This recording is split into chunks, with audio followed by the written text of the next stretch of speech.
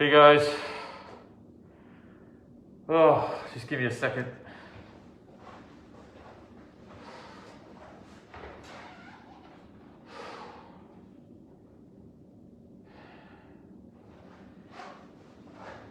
So this is it. This is the big moment. All revolving around this mysterious box. And I say mysterious because it truly is. Every aspect of it.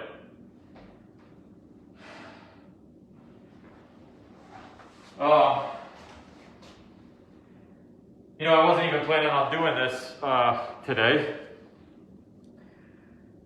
I came down here. I'm doing some stuff down here because we're actually closed today.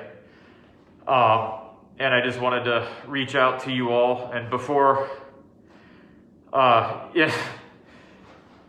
is energy in this room. I always feel it when I'm in here. It's, to be able to dissect why.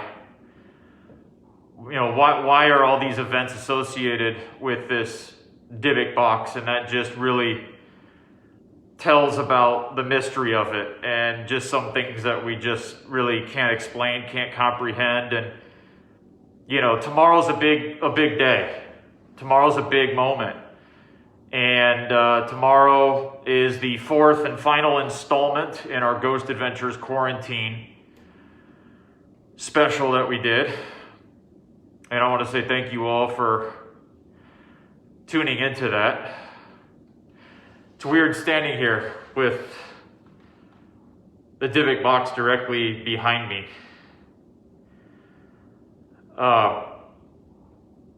Since I've come to own this artifact, I've witnessed too many events. You could call them paranormal events, unexplained events. I've seen people around it, including myself. I've seen people experience strange things and then went on to have a string of bad luck. Many believe occurs. And I know what I feel when I'm in this room. And, I thought I would just come up here and do this Facebook Live inside the Dybbuk box chamber and talk to you guys about it really quick before the premiere tomorrow. When I come inside of this room, which is different from a lot of other rooms in the museum, I do feel out of breath. It's just hard to catch my breath. I know I'm wearing a N95 mask, but I've been wearing these for so long that I can step out of the room and be better than I am when I'm in here. And these are just the things that occur in here. But, owning this artifact and talking about this artifact, standing 6 feet away, I'm literally social distancing from the Dybbuk box, but I don't think that's a possible thing to do when you're dealing with this. I feel as though everything I say, it's recording. And I have a connection, and everybody can have their own opinion about this. That's fine. But everybody hasn't had this in their possession for about 3 years now. Okay, and those people haven't been observing the events of what I've been observing.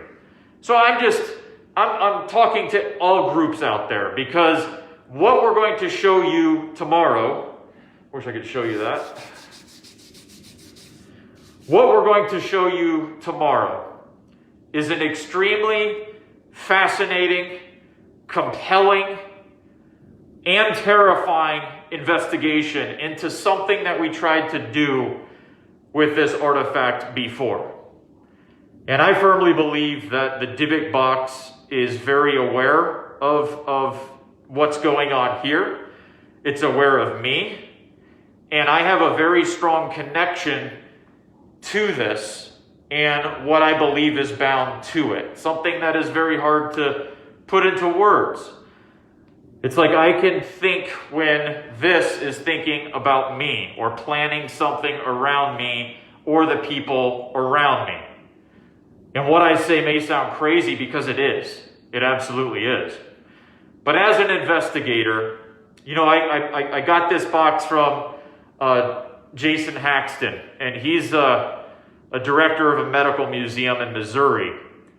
And when I bought this from him, very intelligent man. He bought it from the owner before him, Kevin Manis. And Kevin Manis is the one who coined the term Dybbuk box and had all these things happen to him. Gave it to his mother as a gift, and his mother had a stroke, and then, Jason ended up acquiring the box from Kevin Manis, and he set out to try to debunk all these claims. And he couldn't debunk these claims. It only began to terrorize him so much that he ended up having to build an acacia wood ark lined with 24 karat gold to seal it inside, and then to bury it 6 feet in the ground in a military grade box. So when somebody like that goes to try to debunk something like this, and the end result is that was my time to now take this and put it in an environment like this and see and observe it over time. And tomorrow, in our episode, Dybbuk Box, The Opening, I want you to pay very close attention to something that we capture coming out of this box on one of these security cameras. I would also like you to pay attention to the various scientific instruments that we used and what those findings were on several different elements.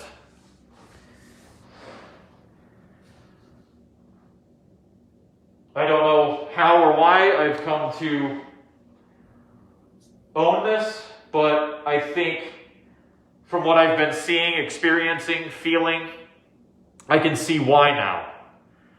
And it truly only makes sense to me, if that makes any sense.